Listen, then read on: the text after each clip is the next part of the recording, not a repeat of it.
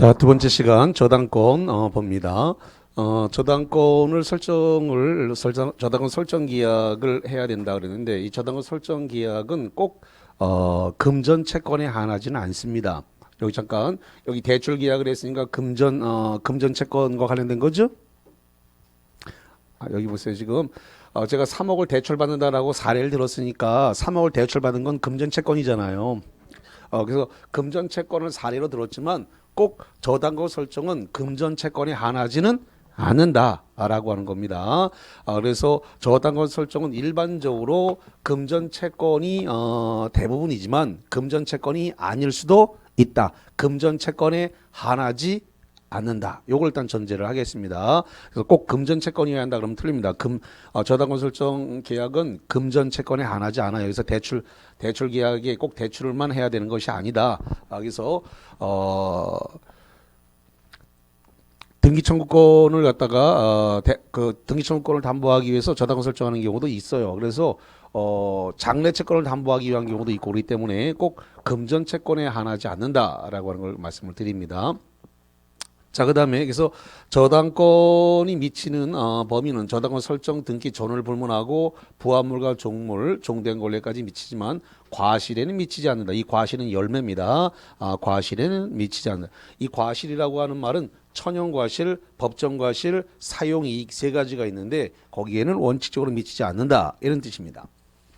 자, 그 다음에 지금 저당권 등기를 하게 되면 피담보 채권의 범위가 어디냐라는 것이 문제가 돼요. 그래서 저당권 등기를 딱 했기 때문에 민법 360조가 규정하고 있는 피담보 채권의 범위, 피담보 채권의 범위가 어디까지가 피담보 채권의 범위로 볼 것이냐라는 겁니다. 자, 이게 5개가 있는데 이 5개를 꼭 숙지해야 합니다. 첫 번째로서 원본입니다. 원본을 다른 말로 해서 원금이라 그래요. 저기 지금 3억 원, 저기 지금 원본에 해당되는 겁니다. 그 다음에 두 번째로서 이자입니다. 그러면 저 3억에 대한 이자를 갖다가 3%라고 했을 때 요 이자입니다. 그 다음에 세 번째 위약금입니다. 위약금. 그 다음에 네 번째 만약에 이제 그 기간을 저 3억 원이라고 하는 저 돈을 2년간 쓰기로 했으면 그 2년째 될 때 2년째가 끝났을 때 갚아야 돼요. 그러면 갚아야 되는데 대출금을 못 갚게 되면은 그걸 갖다 채무 불이행이라 그래요. 채무 불이행이 있으면 뭐가 발생하냐면 손해배상을 해야 됩니다. 다시 한번 채무 불이행이 있으면 뭐 한다고요? 손해배상. 손해배상을 해야 되는데 이걸 갖다가 지연배상, 지연이자라 그래요. 지연배상, 다른 말로 지연이자라 그러는데 요것이 지연배상, 지연이자는 요거는 20%로 한다. 이렇게 특약을 이미 정했습니다. 자, 다시 합니다. 아까 3억 원에 대한 이자는 몇 프로로 했다고요? 3%. 이자 3%로 3억 빌렸습니다. 근데 변제기에 변제를 못하게 해서 채무 불이행이 발생하면 그때부터 지연배상, 지연이자는 3%가 아니라 몇 프로 올라간다고요? 20%로 올라간다. 이렇게 이미 약정을 다 해버렸어요. 그런데 이렇게 지연배상, 지연이자를 20% 한다라고 한 요것은 1년분만 담보됩니다. 이게 중요합니다. 채무 불이행에 따른 지연배상, 지연이자는 얼마까지 담보한다고요? 1년분. 1년분만 담보돼요. 왜 1년분만 담보되냐면 후순위 권리자도 받아 먹어야 되니까 선순위가 다 먹어버리면 안 되니까 후순위도 먹어야 되니까 후순위 먹을 거 남겨놔야죠. 그래서 1년분만 담보된다 이런 겁니다. 그 다음에 다섯 번째로서 경매를 집어넣을 수가 있습니다. 다시 한번 저당권에 의해서 뭘 집어넣는다고요? 경매를 집어넣기 위해서 들어가는 비용을 실행비용이라 그래요. 무슨 비용? 실행비용. 실행비용은 뭘 실행했다고요? 경매를 진행한 것을 실행비용이라고 한다 이거예요. 그러면 경매를 들어가는 비용이 뭐가 있냐 그러면 부동산 물건에 대해서 감정평가를 해야 돼요. 그 감정평가 비용, 그 다음에 공시송달에 들어가는 비용 이런 것들을 갖다가 전부 다 뭐라 부른다고요? 실행비용이라 그래요.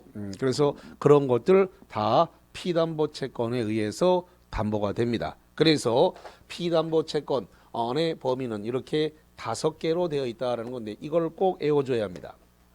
그래서 피담보채권의 범위 5개 꼭 암기합니다. 자, 한 번만 불러보겠습니다. 피담보채권의 범위 5개 뭐라고요? 원본, 이자, 위약금, 채무 불이행에 따르는 지연이자 지연배상 얼마까지? 1년분까지만. 그 다음에 뭐라고요? 실행비용 요 5개를 피담보채권의 범위라고 한다. 이렇게 정리를 하겠습니다. 자, 그 다음에 여기를 한번 보죠. 그러면 지금 부동산에 이렇게 부동산에 이게 담보가 이렇게 걸려 있는데, 그럼 부동산에 지금 담보로 걸어서 저당권이 설정됐습니다. 그러면 이 담보로 잡혀 있는 이 부동산에 대해서 사용 수익을 하게 되는데, 이 부동산 담보로 제공된 이 부동산에 대해서 사용 수익은 저당권자가 할까요? 저당권 설정자가 할까요? 다시 담보로 제공된 이 부동산에 대한 사용 수익은 저당권자가 사용 수익 할까요? 저당권 설정자가 사용 수익 할까요? 누가 할까요? 설정자가 해야죠. 자, 이렇게 볼게요. 지금 여러 선생님들이 살고 있는 주택이나 이런 토지나 뭐 이런 걸 갖다가 은행에다 담보로 제공했습니다. 담보로 제공하면 은행이 와서 그 주택에 거주해요, 안 해요? 안 하죠. 내가 계속 거주하죠. 그럼 은행은 관념적 점유를 할 뿐이지 사용 수익은 저당권 설정자가 사용 수익하는 겁니다. 은행이 사용 수익하지 않습니다. 채권자가 사용 수익하지 않습니다. 예. 자, 누가 사용 수익한다고요? 저당권 설정자. 저당권자는 은행인데 은행이 와가지고 그 아파트나 토지를 사용 수익하지 않아요. 그런 주택을 담보로 제공했으면 계속 담보로 제공한 채무자 쪽에서 설정자 쪽에서 계속 쓰는 겁니다. 예. 자, 그러면 이렇게 해볼게요. 그러면 저당권 설정자 쪽에서 사용 수익을 한다라고 하면 저당권이 붙어있는 이 부동산을 3자에게 처분할 수 있을까요? 없을까요? 있습니다. 저당권이 붙어있는 상태에서 그대로 옮겨갈 수 있습니다. 옮겨갑니다. 저당권이 옮겨가게 되면 피담보 채권도 함께 옮겨간다. 아까 이걸 뭐라 한다 그랬어요? 수반성이라고 아까 했는데. 수반성. 아까 했다 아이가. 한 번 들어서 아까 들을 때만 쉬었다 뿐이지 한 번 들어갖고 이게 잘 내게 안 돼요. 그래서 자, 그래서 지금 그 부동산에 대해서 지금 부동산이 저당권이 걸려 있다 하더라도 등기가 돼 있다 하더라도 등기가 돼 있는 상태에서 삼자한테 팔아먹을 수 있다 없다? 있다. 그럼 등기가 넘어가면서 피담보 채권도 함께 이전되는 거예요. 그 소유자한테 새로 산 사람한테 같이 다 옮겨가는 거예요. 그 다음에 이 부동산에 저당권 등기가 되어 있는 상태에서 토지면 지상권 설정할 수 있다 없다? 있다. 이 부동산 토지인지 건물인지 모르겠습니다. 여기다 전세권 설정할 수 있다 없다? 있다. 여기다가 지금 현재 임차권 설정할 수 있다 없다? 있다. 자, 그러면 저당권 등기가 된 이후에 권리 취득한 자들이 존재한다는 거예요. 방금 전에 보시다시피 저당권 설정 이후에 권리를 취득한 자. 저당권 설정 이후에 권리를 취득한 자를 싸잡아서 뭐라고 통칭하냐면 제3취득자라 불러요. 뭐라 한다고요? 제3취득자. 제3취득자라고 불러요. 제3취득자. 자, 그러면 이 제3취득자가 될 수 있는 사람은 누구냐면 첫 번째 소유자입니다. 소유자란 말은 저당권이 붙어있는 상태에서 말소하지 않고 그대로 그냥 다 안고 사버린 거예요. 저당권을 끌어안고 사버렸어요. 그래서 지금 저당권이 있는 상태로 말소시키지 않고 사온 소유자. 그 다음에 두 번째 지상권자. 그 다음에 세 번째 전세권자. 자, 그 다음에 네 번째 임차권자. 이 사람들을 제3취득자라고 합니다. 저당권 설정 이후입니다. 이게 중요해요. 이후라고 하는 말. 저당권 설정 이후에 권리 취득한 이자들을 싸잡아서 제3취득자라고 부른다라고 하는 거. 자, 그럼 이렇게 해보겠습니다. 여기 제3 취득자들은 저당권 설정 등기 이후에 설정을 했기 때문에 만약에 경매가 진행된다면 이 제3 취득자들은 전부 다 말소가 되는 사람들인가요? 지금 저당권 설정 이후에 권리를 취득했기 때문에 여기 있는 이 사람들은 전부 다 권리가 말소됩니다. 권리가 말소가 돼요.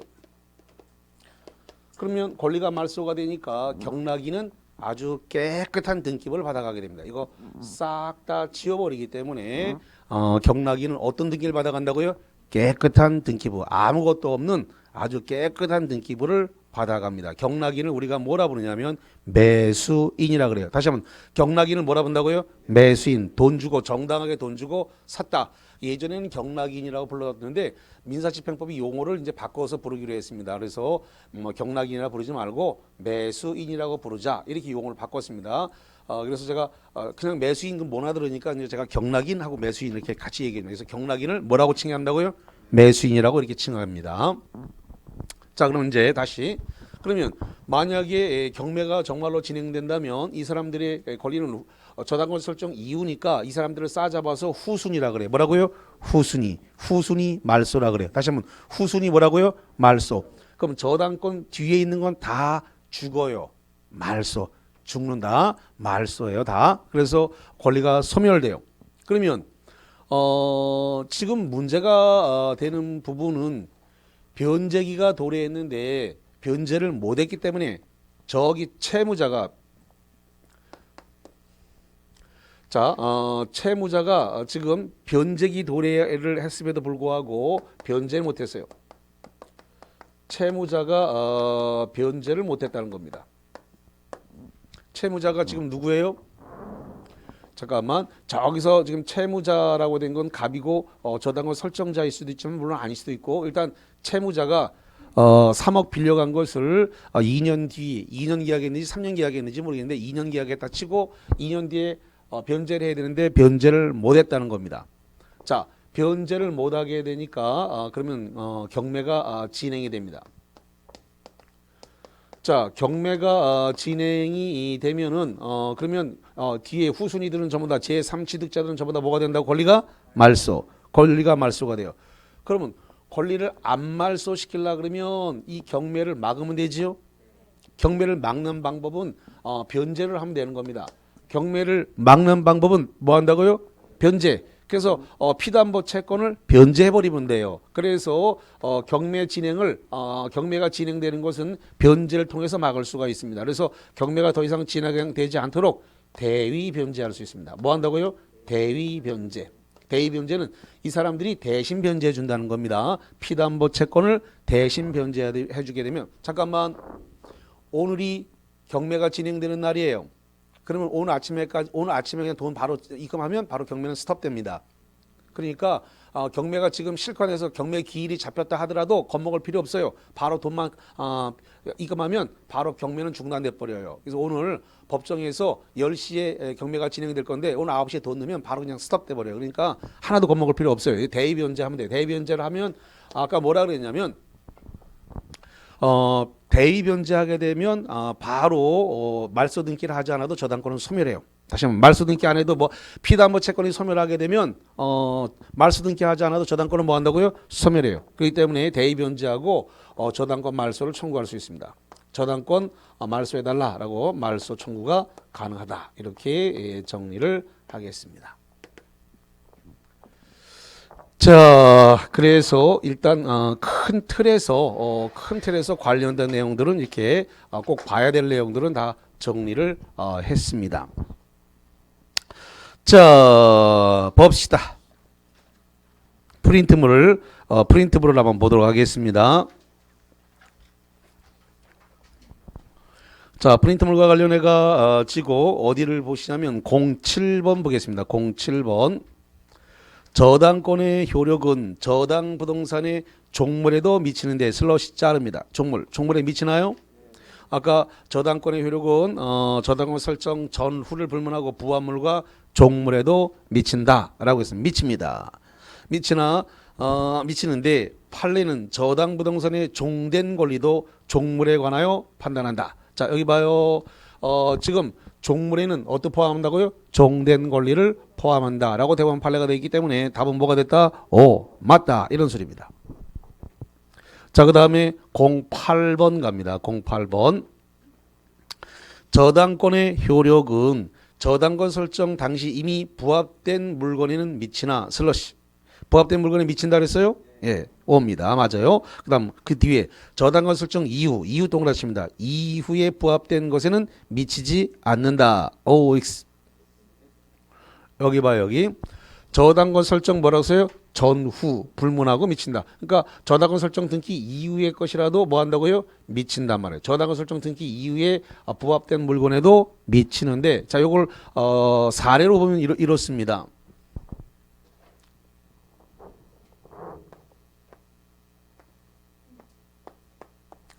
자, 이 건물이 지금 현재 이 건물에 저당권이 걸렸습니다. 저당권이 설정이 됐고 그런데 이 변제기에 변제가 되지 않아서 이걸 갖다가 경매를 신청했습니다. 경매를 신청해서 이게 경매가 진행이 됐는데 그 사이에 여기다가 증축을 해가지고 이렇게 3층을 증축을 했어요. 3층을 증축하면 2층과 3층은 쩍 달라붙으니까 뛸 수 없는 상태죠. 뛸 수 없는 상태를 뭐라 그래요? 부합물이라 그래요. 그러면 3층이 부합물이 됐습니다. 자, 그랬을 때 건물주가 이 2층까지 1층, 2층의 이 건물주가 갑이라고 하고 경매에 의해서 경락인이 나왔습니다. 매수인이 나왔습니다. 이게 경락인이 을이 나왔다라고 칩시다. 그러면 을은 경락인 을은 이 경매 물건에 대해서 지금 현재 대법원 사이트는 2층까지만 감정 평가가 돼 있더라 이 말이죠. 그러면 2층까지만 소유권을 주장할까요? 아니면 3층도 소유권 주장할까요? 3층도 주장합니다. 대법원 사이트의 감정 평가가 2층까지밖에 안 돼 있다 하더라도 3층이 부합됐으면 저당권 설정 전후 불문하고 미친다 그랬으니까 3층이 부합물이니까 을은 3층까지 다 소유권 취득하게 되는 겁니다.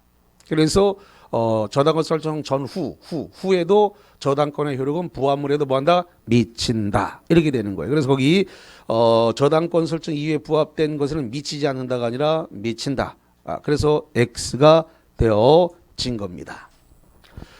자, 그 다음에 09번 보겠습니다. 09번. 저당권의 권리를 취득한 제3자는 여기서 제3자란 말은 제3취득자를 말하는 거예요. 다시 한번 저당 부동산의 권리를 취득한 제3자가 뭐라고요? 제3취득자예요. 저당권자에게 그 부동산으로 담보된 채권을 변제하고 저당권의 소멸을 청구할 수 있다. OX. 그렇죠. 제3취득자가 대의변제하고 저당권 말소를 청구할 수 있다 없다? 있다. 제3취득자의 대의변제가 가능하다라는 소리예요. 자, 잠깐만 여러분 교재를 통해 갖고 제3취득자가 대의변제할 수 있다는 걸 잠깐 찾아주겠습니다. 자, 어디 가냐면 249페이지를 한번 가봐요.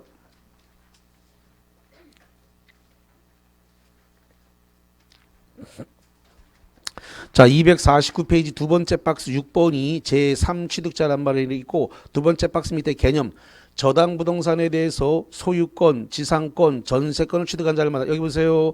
제3취득자란 말은 그 소유권을 취득한 자, 지상권자, 전세권자, 고여까지 써놨는데 임차권자 다 들어가는데 그 좀 거기 전세권자가 써놨으니까 그거 지금 보시면 되겠습니다. 그래서 소유권을 취득하거나 지상권, 전세권 취득한 자. 예를 들어서 저당권이 설정된 집을 매입해서 매수한 자나 저당권이 설정된 집을 전세 얻은 자를 말한다. 이렇게 되어 있고 그 박스에 제3취득자로서 거기 363조 경매 제3취득자가 스스로 가서 경매 가서 낙찰받을 수 있다. 그다음 거기 364조 제3취득자가 뭐 한다고요? 변제, 대의변제예요. 저당 부동산에 대해서 소유권, 지상권, 전세권을 취득한 자는 제3자는 저당권자에게 그 부동산으로 담보된 채권을 변제하고 저당권의 소멸을 청구할 수 있다 없다? 있다. 그래서 거기 09번 문제 바로 거기였던 것입니다. 자, 그래서 결론적으로 09번 문제 맞다 이렇게 정리를 해 드립니다. 프린트물 뒤집어 보세요. 자, 프린트물을 뒤집습니다. 자, 프린트물 뒤집어서 13번 갑니다. 13번. 저당권에 관하여 다음의 기술 중 틀린 것은 1번 저당권 설정자는 채무자에 한하지 않는 것이 원칙이다. OX. 자, 여기 봐요. 저당권 설정자는 채무자가 될 수도 있지만 물상보증이 될 수도 있죠. 여기 봐, 여기 저당권 설정자는 담보로 부동산을 내놓은 사람을 저당권 설정자라 그래요.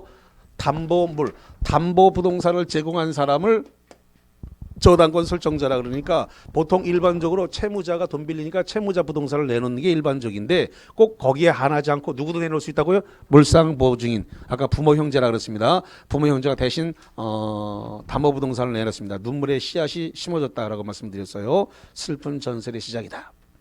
자, 그래서 1번 저당권 설정자는 채무자에 한하지 않는 것이 원칙이다. 맞고요. 두 번째, 피담보 채권에서 지연 이자는 1년분에 한해서만 담보된다. OX. 여기 피담보 채권에서 채무 불이행에 따른 지연배사 지연 이자는 몇 년분만 담보된다고요? 1년분만 담보된다라고 하는 거. 자, 그다음에 3번. 저당권의 효력은 저당 부동산에 부합된 물건과 종물에도 미친다. 여기 저당권의 효력은 어디까지 미친다고요? 부합물과 종물에까지 다 미친다. 그래서 O 맞는 것이고. 자, 그 다음에 4번. 저당권에 의하여 담보될 수 있는 채권은 금전 채권에 한하지 않는다. 자, 아까 말씀드렸습니다. 아까 이렇게 3억이라는 대출 채권 받은 거 이거 금전 채권인데 꼭 금전 채권에 한하지 않는다고 아까 했죠? 예. 그래서 장래 증감 변동하는 채권, 물품 채권도 됩니다. 그다음에 어떤 등기 이전 청구권을 담보하기 위한 저당권도 이것도 가능하기 때문에 꼭 저당권이 금전 채권에 한하지는 않습니다. 예, 그래서 잠깐만 여러분 교재에 그 말이 있는지 한번 잠깐만 봐드릴게요.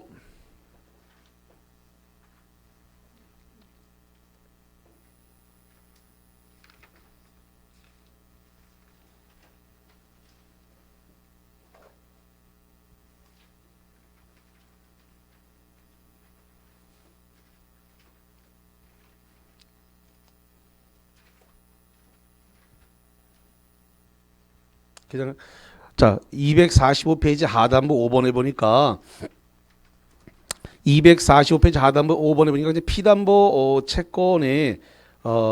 채권에서 보니까 거기에 그냥 1억 원 빌렸다라고 해서 그냥 돈만 써놨는데 이 피담보 채권은 금전 채권에 한하지 않아요. 예, 그래서 담보할 수 있는 채권은 꼭 금전 채권일 필요는 없어요. 그래서 아마 이게 입문서라서 안 써져 있는 것 같고 1월 달에 나오는 책에는 그게 쓰여져 있습니다. 그럼 그때 다시 한번 봐드리겠습니다. 그래서 지금 저당권에 의해서 담보될 수 있는 채권은 꼭 금전 채권에 한하지는 않습니다. 예, 그 일단 제가 1월 달에 다시 책 나오면 그때 꼭 다시 짚어드리겠습니다. 자, 그래서 거기 13번에 거기 4번 저당권에 의해서 담보할 수 있는 채권은 금전 채권에 한하지 않는다. 맞아요. 물품 채권도 되고 그 다음에 등기 이전 청구권을 담보하기 위한 그런 것도 가능합니다. 자, 그 다음에 거기 5번 가봅니다. 5번 저당권의 효력은 원칙적으로 저당 부동산의 과실에도 미친다. 과실에 미쳐야 미쳐요. 여기 써놨네요. 여기 어디 갔어? 여기 과실에는 미치지 않는다 되어 있습니다. 과실. 이 과실이란 말은 천연과실, 그 다음에 법정과실, 그 다음에 사용이익인데 거기에는 미치지 않습니다. 이거는 언제 미치냐면 저당권 효력이 미치는 경우는 예외적으로 있는데 압류의 효력이 발생하면 미쳐요. 다시 한번 뭐 하면 미친다고요? 압류. 압류는 언제 압류되냐면 경매 기입 등기가 되면 압류가 됩니다. 다시 한번 뭐가 일어나면 압류가 된다고요? 경매 기입 등기. 그래서 경매 들어가기 위해서 저당 부동산에다가 경매 기입 등기라면 목적물에 압류 효력이 발생하고 압류가 되면 그때부터 여기 이 건물에 있는 임차인들은 이제 월세를 저기 채무자 갑한테 내는 게 아니라 을한테 내야 돼요. 그때부터는. 왜? 과실이란 말 안에는 천연과실, 법정과실은 이자라든가 월세 차임 이게 다 그게 과실에 들어가기 때문에 그 원칙적으로 과실은 미치지 않지만 언제부터 미친다고요? 압류의 효력이 발생하면 과실은 저당권자에게 넘어가요. 압류라고 하는 것은 경매 기입 등기라면 압류됩니다. 압류를 따로 하는 게 아니고 경매 기입 등기가 압류라고요. 그러면 바로 여기 지금 세입자들은 지금부터 월세를 저 채무자 갑한테 내는 게 아니고 누구한테 내야 된다고요? 저당권자인 은행한테 그때부터는 돈을 내야 되는 거예요. 나중에 다시 하겠습니다. 오늘 입문 과정이니까 그냥 과실에 미치지 않는다. 여기까지만 하겠습니다. 자, 그래서 거기 과실에 미친다라고 했기 때문에 5번 지문이 틀렸다. 이렇게 정리를 하겠습니다. 자, 요 정도 보도록 하고요. 이제 어디를 갈 거냐면은 근저당을 좀 보도록 하겠습니다. 250페이지입니다.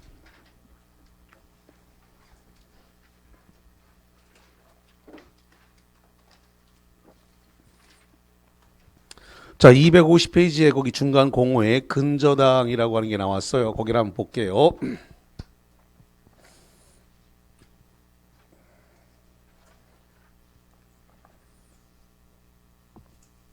보통 그 학원이나 인터넷상에서는 근저당을 11월, 12월에는 다루질 않습니다. 보통 2월 달이나 3월 달 가서 다루는데 조금 개념을 빨리 잡아드리려고 근저당을 봅니다. 뭐 깊이는 안 들어갈 거고요.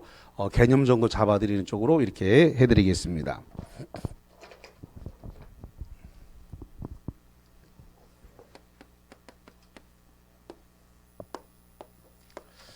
자, 지금 을은 어떤 본사의 지위를 갖고 있다. 이렇게 한번 해볼게요. 을이 본사의 지위를 갖고 있는데 갑이라고 하고 있는 지방 대리점 이런 데다가 물품을 공급하려고 그래요. 물품을 공급하기 위해서 물품 공급 계약을 했습니다.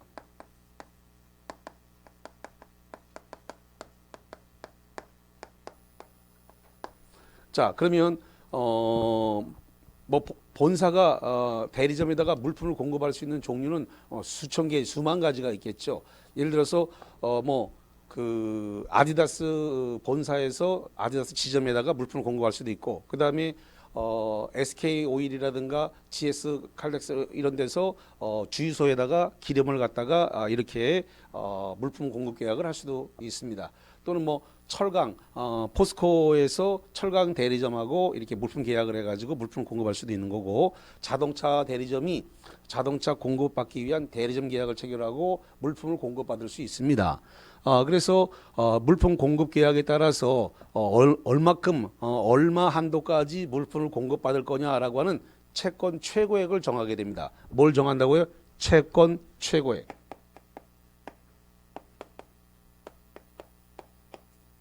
자, 예를 들어서 채권 최고액을 20억이라고 정했다라고 가정을 한번 해보겠습니다.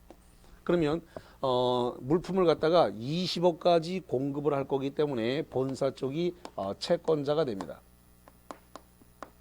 그 다음에 물품을 공급받는 쪽이 이 채무자가 됩니다.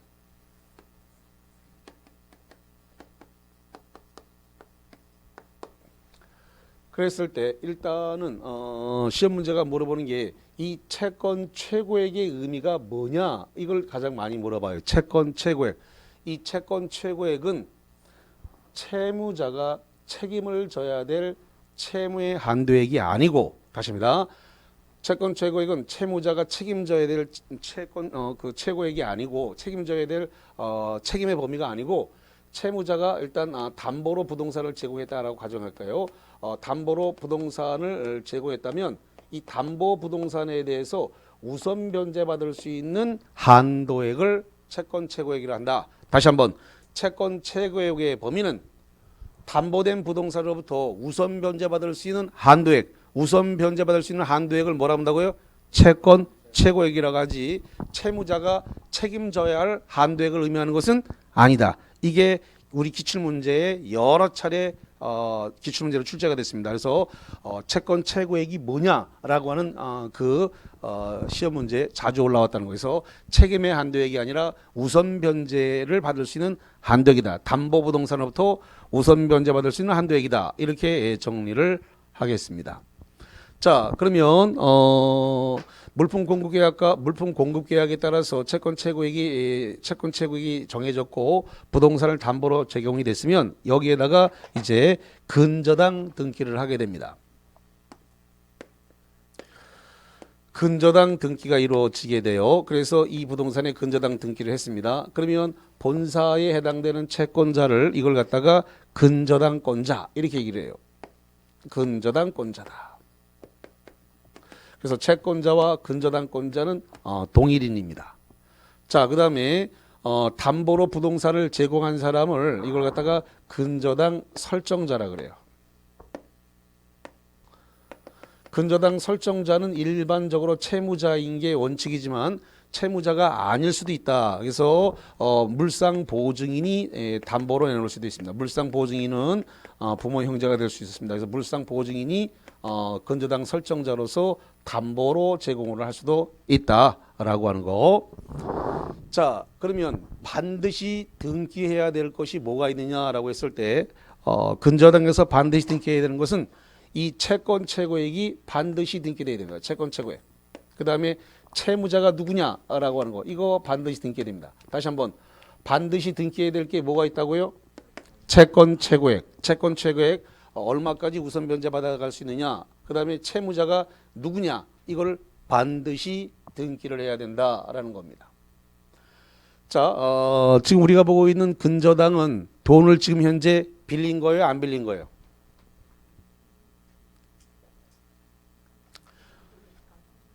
그러니까 강의 쉽다라고 자꾸 생각하다가 강의를 많이 놓친다니까. 쉽다라고 하는 거는 자꾸 아까부터 그 착각이란 말이에요. 쉽다라고 하는 거는. 예. 저당권은 돈을 빌리고 시작했습니다. 3억 이렇게 빌리고 시작을 했지만 근저당은 빌린 게 아니라 물품을 공급받기 위해서 본사로부터 얼마까지 그러니까 예를 들어서 여러 가지 그 아웃도어들 많잖아요. 아웃도어를 갖다가 뭐 이렇게 뭐 K2면 K2 그걸 갖다가 본사로부터 물품을 공급받아요. 그다음에 SK 오일이라든가 GX 칼텍스로부터 그 기름을 이렇게 공급받아요. 그렇게 공급받기 위해서 물품 공급을 하고 그게 얼마까지 받을 수 있냐라고는 한도액을 일단 정해놨다고요. 그래서 그게 일단은 20억이라고 정해졌다라고 일단 가정을 한 겁니다. 그러니까 이거는 돈을 빌린 게 아니라 물품을 얼마까지 공급받고 담보부동산에서 우선 변제 받아갈 수 있는 담보로 제공한 거기 때문에 이거는 돈 빌린 금액이다 아니다? 아니다. 돈 빌린 금액이 아니에요. 이거는요. 그러니까 일반적인 사업을 하면서 어떤 본사와 계약을 해가지고 물품을 공급받을 때 발생하는 그 근저당 설정을 해놓는 데서 되게 많이 사용되는 그런 제도다. 이렇게 이해를 하시면 되겠습니다. 그러면 지금 현재 채권 채무가 확정된 게 아니라 이 채권 채무가 늘었다 줄었다 이렇게 증감 변동합니다. 그래서 지금 증감 변동, 이 증감 변동하는 불특정 채권, 이 불특정 채권을 갖다가 담보하는 거, 늘었다 줄었다는 불특정, 증감 변동하는 불특정 채권을 담보하기 위해서 도입된 제도가 바로 뭐라고요? 근저당이다. 확정되지 않았어요. 자, 이렇습니다. 지금 물품이 공급됐습니다. 그래서 예를 들어서 주유소에서 주유소 큰 탱크로리가 와서 주유소 지하에다가 기름을 싹 다 거기다가 부어 넣었습니다. 그래서 1억 원어치가 들어왔어요. 그리고 5천만 원 변제했습니다. 그래서 1억이 들어오고 5천만 원 변제를 하고 그럼 그다음에 또 일주일 뒤에 또 이제 뭐 1억 들어오고 5천만 원 변제하고 그러면 2주일 사이에 벌써 채무가 1억 발생했죠. 2억 들어왔는데 5천만 원 두 번 갚았으니까 1억이 채무가 발생했잖아요, 지금. 그런 식으로 자꾸 누적이 되게 되면 이 금액이 금방 20억이 돼 버려요, 이게. 1억 받고 5천 결제하고 1억 받고 5천 결제하고 이런 식으로 계속 하다 보면 누적되기 때문에 금방 얼마 안 가서 금방 20억 돼 버려요, 이게. 자, 그래서 불특정 채권을 담보하기 위해서 증감 변동하는 불특정 채권을 담보하기 위해서 도입된 제도가 근저당이라는 제도다. 이렇게 보시고요. 자, 문제는 채무를 어떤 순간에 다 갚았습니다. 다 갚아서 이게 지금 채무가 일시적으로 0이 됐습니다. 채무가 일시적으로 0이 됐을 때 근저당이 소멸하는가? 이 근저당이 소멸하느냐, 소멸하지 않는다. 라는 겁니다. 채무가 일시적으로 0이 됐다 하더라도 왜냐하면 일시적으로 0이 됐다 하더라도 물품이 다시 들어오는 순간 다시 채권이 또 발생하죠. 이렇게 증감 변동하니까 내가 다 갚았다 하더라도 바로 또 기름 탱크가 와서 기름 넣는 순간 또 그냥 바로 채무 또 발생하잖아요. 그러니까 증감 변동하기 때문에 그래서 채무가 일시적으로 0이 됐다 하더라도 근저당은 뭐 하지 않는다고요? 소멸되지 않는다. 아까 저당권에서 피담보 채권이 소멸하게 되면 함께 다 소멸하게 돼요. 그래서 부종성에 따라 다 함께 이전해야 되는데 이것은 채무가 0이 되더라도 근저당이 소멸되지 않기 때문에 이걸 부종성 완화라 그래요. 부종성 완화. 그래서 채무가 일시적으로 0이 된다 하더라도 근저당은 소멸되지 않는다라고 하는 거. 자, 그 다음에 이거 한번 볼게요. 피담보 채권이 이게 지금 저당권에서 피담보 채권인데 근저당에서는 조금 두 개가 달라요. 어떻게 다르냐? 원본 이자 위약금까지 똑같은데 채무 불이행에 따른 손해배상 지연 이장이 1년분만 담보되는 게 아닙니다. 근저당은 1년분만 담보되는 게 아니고 채권 최고액 범위 내라고 한다면 이 지연 배상은 전액 담보됩니다. 자, 1년분만 담보되는 건 뭐라 그랬나요? 1년분만 담보되는 거는 저당권. 피담보 채권 범위 내라면 지연 이자를 전액 담보되는 건 뭐라 한다고요? 근저당. 구분됐나요? 예. 그다음에 저당권에서는 실행비용, 경매에 들어가는 비용을 포함했지만 근저당은 실행비용을 포함하지 않습니다. 그래서 두 개가 다르다. 다시 한번 저당권과 근저당에서 피담보 채권의 범위에서 두 개가 다르다라고 하는 거. 피담보 채권 범위가 저당권과 근저당이 동일하다, 다르다. 두 개가 다르다. 그래서 채무 불이행에 따른 지연 배상, 지연 이자는 1년분만 담보되는 게 아니라 채권 최고액 범위 내라면 전액 담보된다. 그 다음에 실행 비용이 저당권은 포함되지만 근저당은 포함되지 않는다. 그래서 피담보 채권의 범위가 같다, 다르다. 이렇게 정리를 하겠습니다. 자, 그 다음에 지금 증감 변동하던 불특정 채권이 어느 순간에 피담보 채권이 확정됐습니다.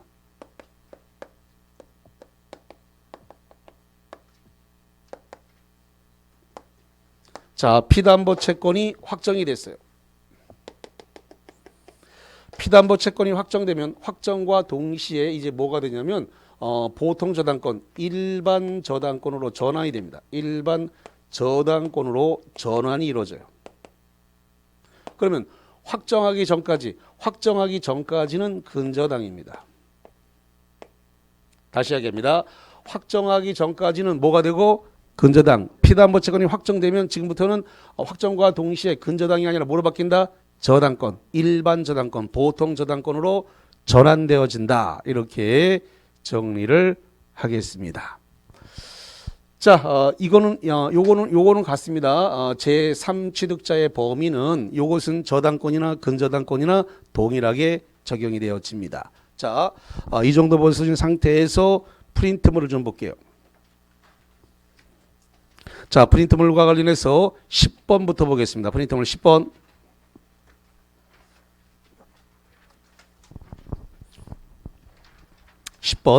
근저당인 경우에 지연 배상일지라도 그것이 채권 최고액의 범위 내라면 그 기간에 상관없이 모두 담보된다. OX. 자, 여기 봐, 여기. 지금 지연 배상은 채권 최고액 범위 내라면 1년분 기간에 관계없이 1년분만 담보되는 게 아니라 기간에 관계없이 뭐 한다고요? 전액 담보된다. 모두 담보된다라는 겁니다. 1년분만 담보되는 건 뭐라 그랬다고요? 저당권. 1년분만 담보되는 건 뭐라고요? 저당권. 기간에 관계없이 전액 채권 최고액 범위가 전액 담보되는 거 모두 담보되는 건 뭐라고요? 근저당. 자, 그래서 거기 10번 기간에 관계없이 모두 담보된다. O입니다. 그 다음에 11번 근저당은 장래 증감 변동하는 불특정 채권을 담보한다. OX. 여기 증감 변동, 증감 변동하는 불특정 채권을 담보한다라고 하는 겁니다. 5입니다. 자, 12번 아주 출제가 많이 됐던 그 판례 지문인데 근저당에서의 채권 최고액이란 채무자가 져야 할 책임의 한도액을 의미한다. OX. 책임의 한도액이 아니라 뭐라 그랬어요? 우선 변제를 받을 수 있는 한도액입니다. 다시 한번 채권 최고액은 책임의 한도액이 아니라 뭐라고요? 우선 변제 받을 수 있는 뭐라고요? 한도액이다. 자, 일단 요걸 잠깐만 짚어드리겠습니다. 그래서 채권 최고액, 자 어디냐면 251페이지 정가운데입니다. 251페이지 정가운데 박스 밑에 보니까 특성 이렇게 되어 있네요. 특성 2번 특성 1번 결산기까지 채권액이 수시로 증감 변동하는 채권액이 불특정된 것이다. 그 다음에 채무 확정정 채무가 소멸하여도 근저당은 소멸하지 않는다. 여기 보세요. 여기 채무가 일시적으로 0이 돼서 소멸했다 하더라도 근저당은 소멸한다 안 한다? 안 한다. 이걸 뭐라 본다? 부정성 완화. 그래서 거기 채무가 소멸된다 하더라도 근저당은 소멸하지 않는다. 그 뒤에다 가로 열고 부정성 완화라고 써놓습니다. 그 다음에 두 번째 3번 채권 최고액 속에는 이자가 포함되어 있는 것이고 4번 최고액이란 우선 변제를 받는 뭐라고요? 한도액. 이게 시험 문제 많이 나왔습니다. 요 채권 최고액은 우선 변제를 받는 한도액이지 채무자가 책임져야 될 한도액은 아니다. 자, 다시 갑니다. 12번 프린트물 12번 다시 갑니다. 근저당에서의 채권 최고액이란 채무자가 져야 할 책임의 한도액이다. 아니다. 아니다. 그럼 뭐다? 우선 변제 받을 수 있는 한도액이다. 아주 기출 문제 많이 나왔어요. 자, 프린트물 뒤집어서 자 14번 갑니다. 14번 근저당에 관하여 다음의 설명 중 틀린 것은 1번 피담보 채권이 일시적으로 0이 되더라도 근저당은 소멸하지 않는다. OX. 그렇습니다. 채무가 일시적으로 0이 됐다 하더라도 근저당은 소멸하지 않는다. 이걸 뭐라 본다? 부정성 완화. 자, 그 다음에 두 번째 근저당에 의하여 담보되는 채권의 범위는 저당권과 같다. OX. 여기 봐요. 여기 지금 채권의 범위는 채권의 범위가 저당권과 근저당권 같다 다르다? 다르다. 몇 개 다르다? 2개. 그래서 채무 불이행에 따른 지연배상 지연이자는 1년분만 담보되는 건 뭐라 그랬고? 저당권. 1년분 기간에 상관없이 채권 최고액 범위로 전액 담보되는 건 뭐라 한다? 근저당. 실행비용을 포함하는 건 뭐다? 저당권. 실행비용을 포함하지 않는 건 근저당. 그래서 채권의 범위가 저당권과 근저당은 같다 다르다? 다르다. 몇 개 다르다? 2개. 좋습니다. 이 정도면 거의 웬만한 학원의 4월달 수준이에요. 지금 12월달인 걸 감안하면 엄청난 진전을 보이고 있습니다. 아예 11월, 12월은 근저당 자체를 안 해요. 일반 학원이나 인터넷상에서 근저당 자체를 강의 안 합니다. 많이 지금 해드렸는데 이렇게 빨리 해놓는 것은 점수를 빨리 확보하면 2차 공부할 시간이 나오기 때문에 그래요. 2차 공부할 시간이 나오기 때문에 동차가 합격이 많이 할 수 있어요. 시간을 벌었기 때문에. 자, 그 다음에 그래서 2번 맞다 틀리다? 틀리다. 틀린 걸 고르랬으니까 2번이 답이다. 틀린 정답이 된 거예요. 자, 그 다음에 3번 동그라미 갑니다. 채권 최고액은 반드시 등기해야 되는데 슬러시 자른 다음에 반드시 등기해야 되는 거 맞나요? 틀리나요? 여기서는 여기 근저당 등기할 때 반드시 등기해야 될 거 2개다. 뭘 등기했나? 채권 최고액. 하나 더 있어. 뭘 등기해야 돼? 채무자가 누군가. 이 2개는 반드시 등기해야 돼요. 채권 최고액과 채무자가 누군가라고 등기해야 되니까 반드시 등기되고, 그 다음에 채권 최고액은 우선 변제를 받을 수 있는 한도액을 의미한다. 맞아요? 틀려요? 맞아요. 그래서 책임의 한도액이 아니라 우선 변제의 한도액이다. 맞다. 네 번째, 채권 최고액의 이자는 당연히 포함되는 것으로 보나 근저당권의 실행비용은 포함되지 않는다. 여기 실행비용 포함해요? 안 해요? 안 해요. 그래서 근저당에서는 실행비용을 포함하지 않는 겁니다.